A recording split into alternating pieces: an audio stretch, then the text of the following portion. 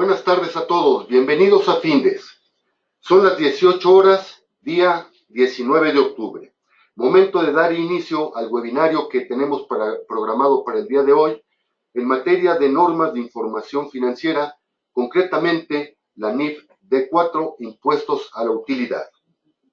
Soy Emilio Villalobos, directivo de la Fundación, quien agradece la oportunidad nuevamente de dirigirme hacia todos ustedes. Y está conmigo Fernando Basaldúa Meir, especialista de Findes en el área contable, a quien me permito presentar de manera muy puntual como contador público, licenciado en Derecho, licenciado en Actuaría, con estudios de posgrado en Contribuciones Fiscales y otro más en Transparencia y Gobierno Corporativo. Fernando es integrante de la Comisión de Análisis y Difusión de las Normas de Información Financiera del Colegio de Contadores Públicos y un asiduo participante en las mesas de auscultación de las NIF que desarrolla el CINIF. Fernando ha laborado en diversas firmas de contaduría reconocidas internacionalmente, es profesor en diversas universidades particulares en diferentes regiones de México y expositor de cursos en Findes y el Colegio de Contadores Públicos de México. Fernando forma parte del grupo de columnistas de los periódicos El Diario de México, El Economista y Excelsior, y actualmente es director de su propio despacho, donde presta servicios contables por acepción amplia. Antes de ceder la palabra a Fernando, les invito a que formulen sus preguntas, realicen sus comentarios, nos den sus sugerencias, pues al final de la plática podremos atender a todos ustedes. Fernando, adelante, buenas tardes. Buenas tardes, muchas gracias, Emilio. Muy buenas tardes a todos. Bueno, vamos a empezar con la presentación de la NIF D4, Impuestos a la Utilidad. Hay que tener conciencia que esta NIF D4 ha sido modificada por el CINIF aquí en México, el Consejo Mexicano de Normas de Información Financiera, y actualmente ya lo había trabajado la CPC, la Comisión de Principios de Contabilidad. Estamos diciendo que esta norma protege mucho la información financiera en el sentido de poder distribuir correctamente las pérdidas que se llevan a cabo por causación del ISR, en el caso de nuestro país, en el caso de todo el mundo, un impuesto a la renta, un impuesto sobre la renta, que es muy parecido, y que finalmente compensa esta pérdida a través de la distribución en los periodos que se va causando y esa causación puede darnos un beneficio en el futuro, o lo contrario, un saldo a favor nos podría dar una causación en el futuro. Entonces estamos diciendo que el impuesto diferido es lo opuesto del impuesto causado de acuerdo a estos fundamentos que emanan de una norma internacional que es la IAS 12 actualmente. Como primer punto, vamos a ver cuál es el objetivo que habla la NIF D4, y el objetivo es que establece normas particulares de evaluación, presentación y revelación. Cuando hablamos de evaluación nos habla prácticamente de la política contable establecida en cada negocio y que ésta se tiene que apegar a cómo se va a cuantificar en términos monetarios la operación. Incluso su aplicación contable, eso es la evaluación. Cuando hablamos de presentación, es la forma comparativa en que se presentan las notas o en los mismos estados financieros, y cuando hablamos de su revelación, se refiere principalmente a todo lo que se dicta en la revelación que tenemos que ahondar con respecto a esta norma. La NIF D4 habla tanto del impuesto causado como del diferido, ¿sí? Nos dice cómo se tiene que determinar. Sabemos que todo el fundamento del impuesto causado está dentro de la ley del impuesto a la renta y las disposiciones fiscales. Y la parte diferida, digamos que es lo que nos habla la norma y nos tiene que explicar a qué se refiere. Entonces, ese es su objetivo. En el caso del alcance, nos dice que va dirigido principalmente a entidades lucrativas que emiten estados financieros de acuerdo a la NIFA 3, necesidades de los usuarios y objetivos de los estados financieros. Esto es porque las entidades que son con propósitos no lucrativos no se encuentran contempladas como sujetos a la ley del ISR en el título 3 de la misma disposición y por lo tanto no estarían sujetos ni a un impuesto causado ni a uno diferido. Entonces, en consecuencia, quiero resaltar también que esta NIF D4 finalmente es una norma financiera que aun y cuando tengamos un impuesto por recuperar a largo plazo diferido o un impuesto por pagar a largo plazo diferido, el impuesto diferido no forma parte de la NIF B7, que habla de adquisición de negocios. Es decir, que en una adquisición de negocios esta norma financiera normalmente es apreciada en forma distinta y no de formar parte del valor, dado que se trata de un reconocimiento contable sobre lo que probablemente podría tener la entidad como beneficio o pago en el futuro. Hay una serie de términos que nos habla la NIF D4, entre ellos lo que es impuesto a la utilidad, impuesto causado, impuesto diferido, impuesto causado por pagar o por cobrar, pasivo por impuesto diferido, activo por impuesto diferido. Cuando hablamos de impuesto a la utilidad, estamos refiriéndonos actualmente al impuesto sobre la renta. En México, anteriormente teníamos un impuesto a la utilidad que era el IETU, pero sabemos que ese impuesto fue abrogado, ¿sí? Precisamente en 2008, y lo que pasó es que ya tenemos actualmente nada más el impuesto sobre la renta causado. Y cuando hablamos de impuesto causado se refiere a lo que marca la ley del ISR, cómo se determina el impuesto y se causa, sabemos que en nuestro país, anualmente. Entonces un impuesto sobre la renta causado siempre va a ser al cierre del ejercicio y normalmente las personas morales deben de pagarlo a más tardar el 31 de marzo y las personas físicas el último día de abril. Entonces esto hace que el impuesto causado se cause anualmente. Aun y cuando podemos estarle pagando en forma anticipada, eso pues son anticipos a cuenta de un impuesto anual que el artículo 14 prevé, pero no significa que el impuesto se cause cada mes. Cuando hablamos de impuesto diferido se refiere al impuesto que en su caso vamos a pagar para el siguiente ejercicio. Si estamos en un ejercicio corriente como ahorita 2017, diríamos que cuando acabe el año podríamos saber que el impuesto causado va a ser el que se determine en 2017 al cierre del año, pero el impuesto diferido será el impuesto que recuperemos o que paguemos para el año siguiente, o sea, 2018. Entonces, este impuesto diferido emana de la comparación de activos y pasivos que se hacen de cifras contables con cifras fiscales, que voy a comentar en lo sucesivo. Cuando hablamos de impuesto causado por pagar o por cobrar, hablamos en el momento en que comparamos el impuesto causado en el año, que este se va contra resultados y un pasivo a corto plazo, contra los pagos provisionales que fueron pagos anticipados que se fueron contra bancos. Todos los pagos provisionales que marca la ley del ISR en su artículo 14 dictan que son pagos anticipados y estos, para efectos contables, la NIF D4 establece que se tiene que hacer un pago anticipado porque es una grabación presente para un futuro impuesto que voy a causar, y entonces se va a pagos anticipados a corto plazo con abono a bancos. Cuando yo comparo el saldo al cierre del año del pago anticipado contra el impuesto provisionado anual, la diferencia me va a dar un neto a cargo a favor. En el caso del pasivo por impuesto diferido siempre es a largo plazo y significa que las diferencias temporales acumulables dieron como resultado un impuesto diferido ya sea a cargo o a favor. En este caso el pasivo va a ser a cargo. Esto es porque es la inversa del impuesto causado. El impuesto causado seguramente en todo lo que se determinó dicho impuesto nos dio a favor. Por lo tanto, el neto del impuesto diferido tiene que ser un pasivo. Si el impuesto causado debió haber sido un pasivo, entonces estamos hablando que el impuesto diferido debió haber sido neto un activo. Esto es por la mayoría de las partidas que tiene de diferencias temporales por cobrar o por pagar en el futuro. Hay otros temas que es, entonces tenemos diferencia temporal deducible y acumulable. Cuando hablamos de la diferencia temporal deducible, estamos haciendo un comparativo de la cifra contable con la fiscal. Voy a poner un ejemplo muy sencillo. Vamos a pensar que un pago anticipado lo tenemos en la cifra contable como 100 pesos y en la cifra fiscal no tenemos nada. ¿Por qué no tenemos nada? Porque en la cifra fiscal sabemos que teniendo el comprobante fiscal de un pago anticipado es totalmente deducible en términos de la ley. Entonces, si yo tengo 0, estaríamos diciendo que tengo un beneficio fiscal comparado con la parte contable. La parte contable no pisó resultados porque está como anticipo. La parte fiscal por el comprobante sí está dentro de la conciliación. Entonces, al tener ese beneficio, esa deducción contable, entonces se dice que es una diferencia temporal acumulable en el diferido. O sea, la inversa que decía al principio entre lo fiscal y lo diferido. Y la diferencia temporal acumulable y deducible tendría que ser de acuerdo a lo que nos dé. Si ahorita estoy pagando impuesto, entonces lo contrario sería que sea deducible. Si ahorita tengo un beneficio, lo contrario sería acumulable.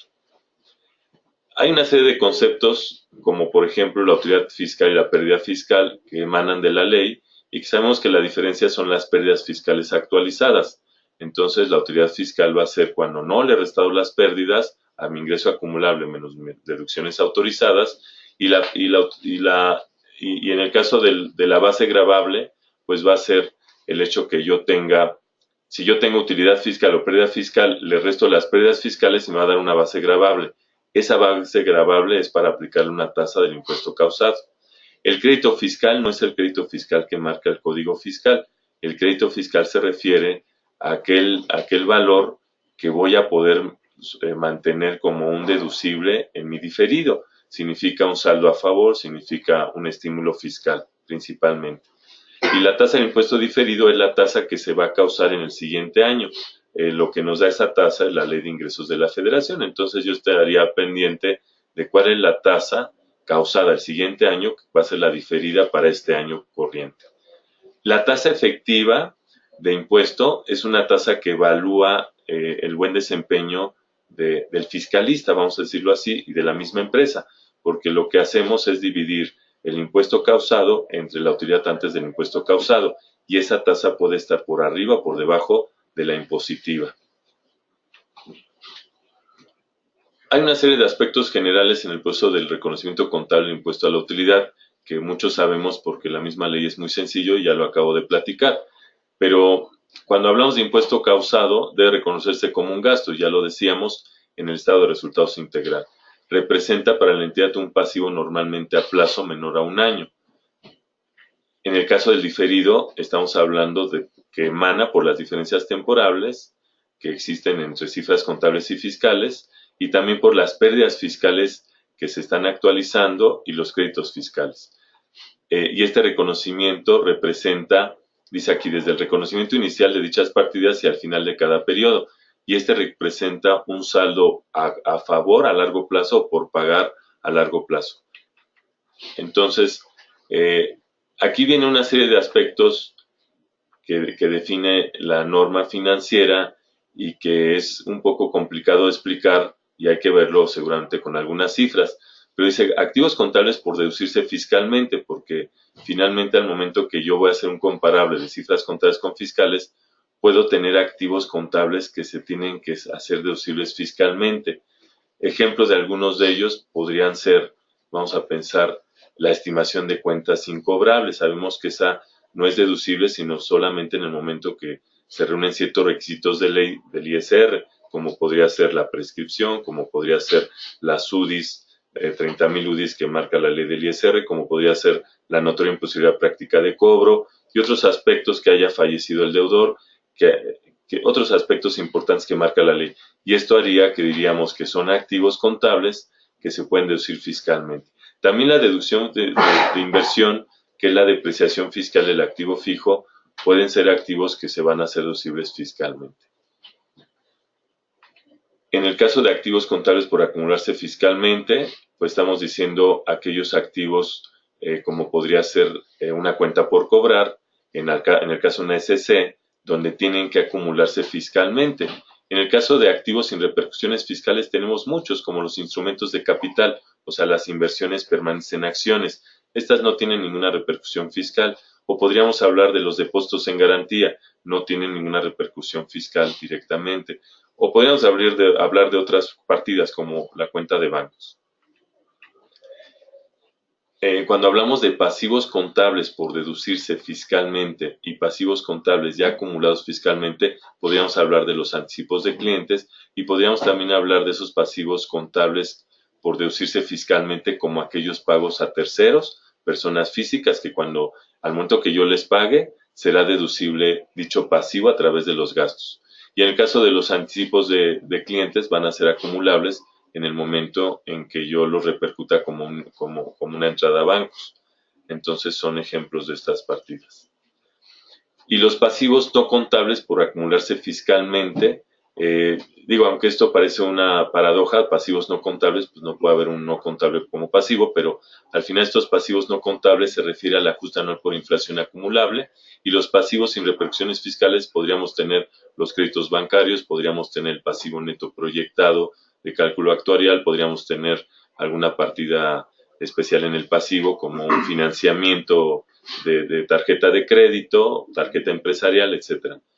Entonces, prácticamente, en términos generales, así es como vamos a definir el valor contable de un activo que sea mayor que su valor fiscal, o el valor contable de un pasivo que va a ser menor que su valor fiscal, y esto nos dice que son diferencias temporales acumulables.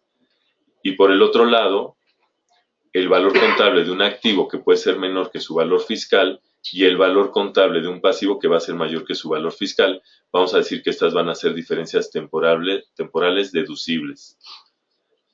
Entonces, el impuesto causado se tiene que presentar dentro del balance general y siempre va a ser a corto plazo, mientras que el impuesto diferido va a ser a largo plazo.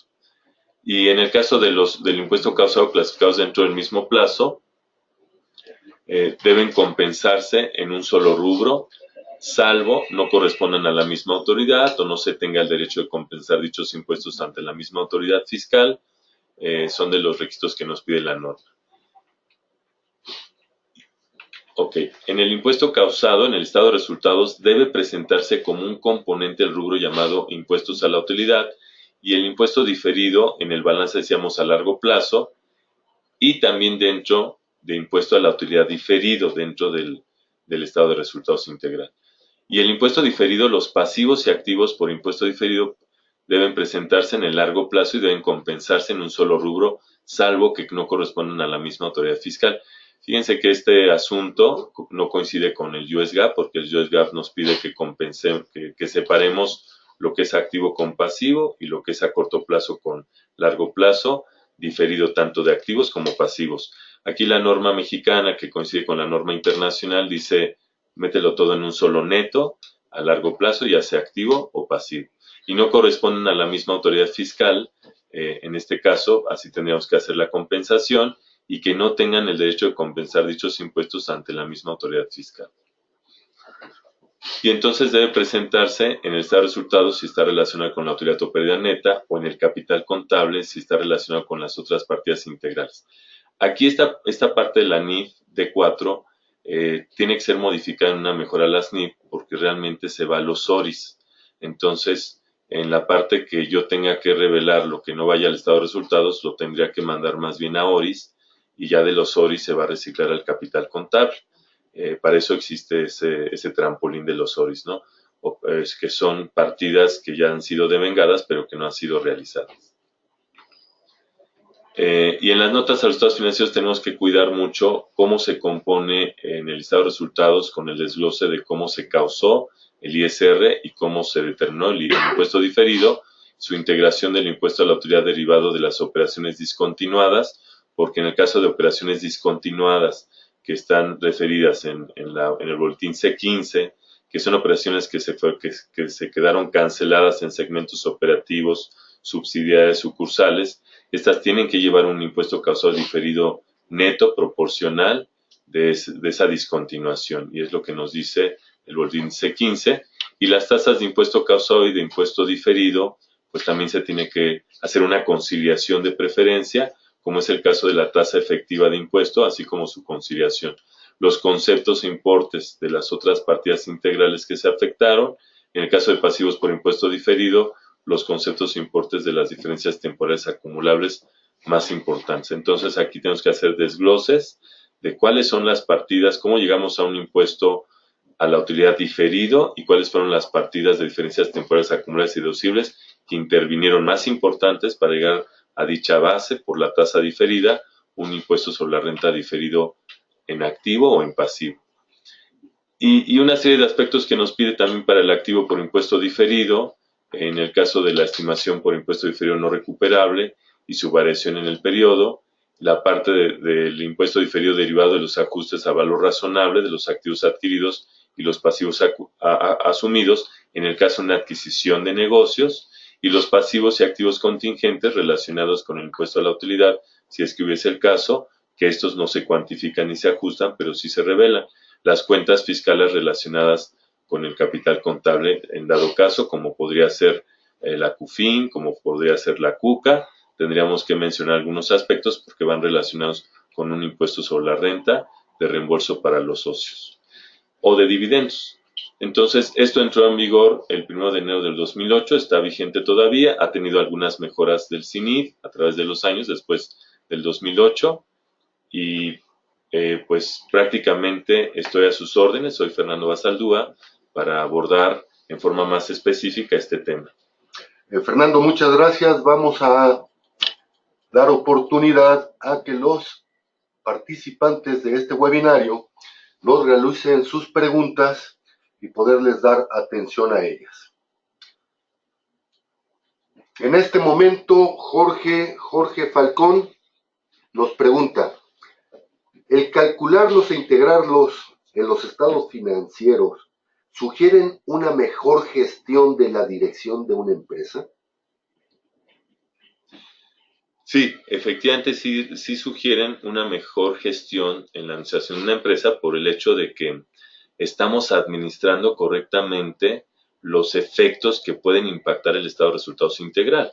Si ustedes se dan cuenta, todas las operaciones de un negocio se tienen que llevar a cabo como origen en el balance y después reciclarse a resultados. El impuesto sobre la renta diferido y causado, pues sabemos que el causado siempre nos va a afectar en forma desfavorable al estado de resultados. El hecho de que nosotros hagamos un cálculo diferido nos va a dar un beneficio contable, más no fiscal, pero un beneficio contable en la presentación de nuestro estado de resultados con un efecto en el balance. Por lo tanto, la administración del balance y su gestión va a ser más óptima. Gracias, Fernando. Tenemos el caso de Laura Silva. Laura, buenas tardes, gracias por participar. Laura nos pregunta, ¿es obligatorio calcularlos? Sí es obligatorio. Mientras tengamos las NIF como grupo de normas particulares en el país vigentes, todas las normas son activas, todas se tienen que aplicar, siempre y cuando entremos en los supuestos. Si hubieron los supuestos, fue simplemente una entidad con fines lucrativos. Si la empresa es, o no es la empresa, una entidad económica es con fines no lucrativos, estamos diciendo que no está sujeta a este impuesto sobre la renta, ni causado ni diferido. Pero cualquier empresa con fines lucrativos está obligada. El auditor podría castigar con una salvedad o una negativa en su opinión en el hecho de que no hayan adoptado por aplicar esta norma en sus estados financieros. Gracias, Fernando. Tenemos el caso de Miguel Álvarez. Miguel, buenas tardes. Miguel nos pregunta, ¿cómo sirven los impuestos a la utilidad para la toma de decisiones? Ok, los impuestos a la utilidad forman parte de lo que desgasta el estado de resultados integral. Siempre en la toma de decisiones tiene que haber un plan de trabajo previo a llegar al efecto del impuesto, y ese plan de trabajo tiene que ser seguramente 1 o 2 años antes de saber cómo se van a causar los impuestos. Entonces es una tarea importante del director administrativo, del director financiero, del fiscalista, para poder decir qué es lo que me va a impactar en el estado de resultados como impuesto. Podría ser algún pasivo que me está dando ajuste anual por inflación acumulable, o sea, lo pago, lo capitalizo, ¿qué hago con él? Y por otro lado, el hecho de que yo pueda mantener en cierta forma un plan de trabajo, una planeación fiscal y financiera en tratar de prevenir que el efecto desfavorable del ISR causado me impacte en forma severa en estos resultados, pues va a ser obteniendo mis comprobantes como los pide la autoridad fiscal, seguramente pagando en los momentos que los puedo aprovechar para la deducción de ese periodo, y seguramente también buscando las alternativas dentro de la sección de deducciones que marca la ley del ISR, y que ahí estén todos mis gastos y mis compras. Si yo me salgo tanto de ese esquema, voy a caer en los no deducibles, y entonces esos no deducibles van a hacer que la base gravable se incremente, y por lo tanto el impuesto diferido pues me va a dar efectos seguramente contrarios que me pueden ayudar, pero no me van a solucionar los efectos impositivos de la ley del ISR. Gracias, Fernando. Nuevamente el señor Falcón nos hace otra pregunta.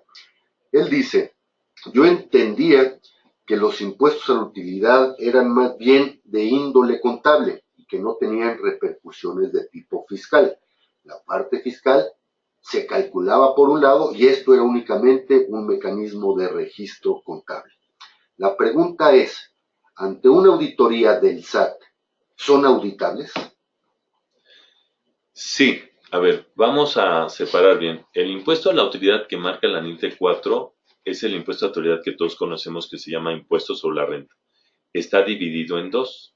El causado, que es el que dicta la ley del impuesto a la renta, el que está en disposiciones fiscales, cómo se causa, cómo se determina, cómo se paga y además cómo se plasma en los estados financieros.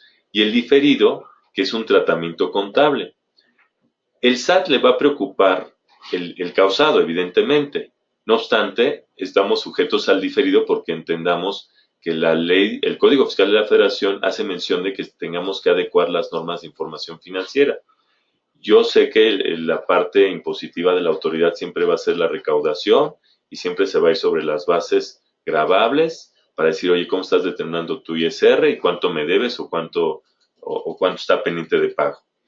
Pero también hay que estar conscientes de que estamos sujetos a presentar información cada mes financiera que se sube en forma electrónica a la plataforma del SAT y que con esa información estamos sujetos a cumplir con todas las normas de información financiera que nos afecten. Si hoy por hoy la autoridad fiscal puede decir, como decía el dictamen fiscal, pues no tiene repercusión fiscal, pero en cumplimiento tenemos que estar apegados a las normas de información financiera. Si no las cumplimos, pues la misma autoridad diría, oye, pero esto no cumple con normas de información financiera. ¿Por qué?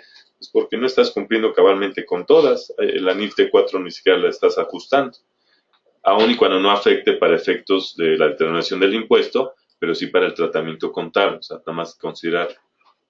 Gracias, Fernando. Veo que por aquí está conectado Luciano Tiscareño. Luciano, saludos. Salvador Corona nos pregunta, don Salvador, muchas gracias. Dice, pérdidas fiscales. No se tomaron en consideración para el cálculo de los impuestos diferidos al cierre del ejercicio. Sin embargo, al cierre del ejercicio fiscal se obtuvo una utilidad fiscal y se aplicaron las pérdidas fiscales de ejercicios anteriores. Ante este hecho, ¿se deben de reformular los estados financieros del ejercicio anterior? Ok. Si estamos hablando del ejercicio anterior, porque entiendo que ahorita la causación del impuesto fue en el ejercicio corriente, tuvimos utilidad fiscal y tomamos las pérdidas fiscales del ejercicio anterior y las amortizamos en el ejercicio corriente. Eso va a hacer que mi estado de resultados esté cero, porque ya no existen partidas extraordinarias. Va a quedar cero y no voy a tener. Ahora, si tengo que reformular, me quiero imaginar que por el impuesto diferido, donde a lo mejor yo no estimé que las pérdidas fiscales iban a mitigar un impuesto causado, podría ser. Bueno, pues ahí no tenemos realmente que reformularlo, porque al final recordemos que es una predicción para el impuesto sobre la renta diferido. Ahí tendríamos que estar a la expectativa de la materialidad. Si fue muy material las pérdidas fiscales con este impuesto causado y sabemos que nos puede mover mucho el estado de resultados del año anterior, tanto el estado de resultados por la parte del diferido y ya sea en este caso el ISR diferido de activo de pasivo, pues nada más hay que evaluarlo y decir, oye, sí tengo que hacer un cambio que me impactó en forma sustancial los estados financieros o no. Muchas veces esto se lo dejamos al auditor porque sabemos que este tipo de aspectos son predicciones porque es una estimación de tus pérdidas para decir cómo va a estar tu diferido del año anterior. En la práctica, esto depende mucho de la materialidad.